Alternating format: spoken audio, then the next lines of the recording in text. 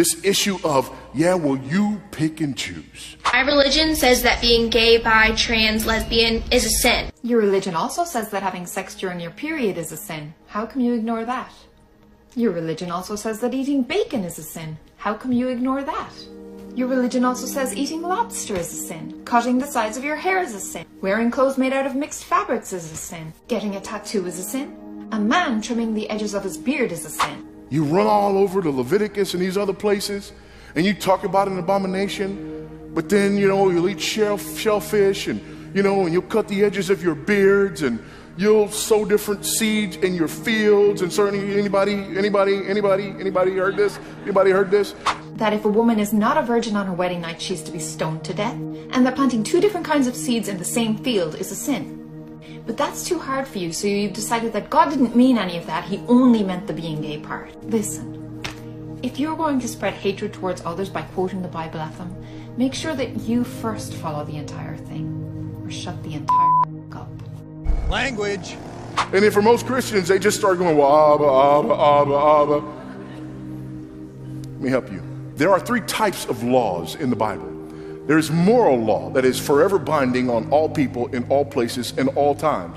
We have this summarized for us in the Ten Commandments. There are also civil laws. These civil laws were for the nation of Israel as a nation in the ancient Near East.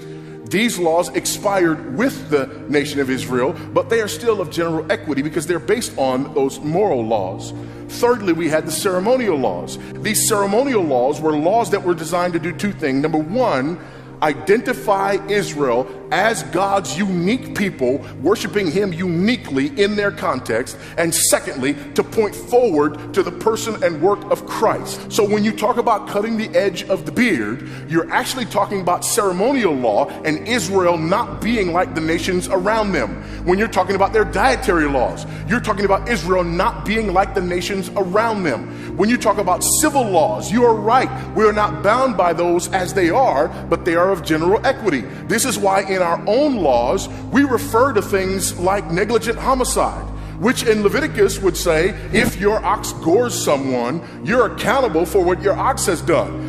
You don't have an ox, but you have other things that can hurt people. So we still have that same principle, which is based on our upholding of the sixth commandment. So the reason I pick and choose from the Old Testament is because, number one, New Testament writers do that and teach me how to do that. Number two, Christ has come and we are under the new covenant. However, he has fulfilled the whole law and he has actually enabled me to keep the moral law. The moral law hasn't gone anywhere. So it is still wrong for you to murder me or me to murder you. It is still wrong to commit adultery. It is still wrong to steal. All of these things remain. So it is because I understand how the Bible is written and I use the Bible carefully that I don't just pick and choose according to what I like, which is the exact opposite of what you are doing. So I have a better question for you.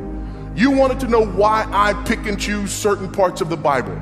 I can explain it to you in painstaking detail, and it gets to an authority that's higher than me. But what I want to know is this: why is it that you get to pick and choose from the Bible? And you don't know why, and you don't know how, and whatever you choose is what you happen to want at the moment. And what's better for our society? People who decide what's right based upon what they want at the moment, or people who understand and recognize that there is a law higher than themselves and who submit and subject themselves to that law? You answer that for me, and then we can go back to our discussion on same-sex marriage.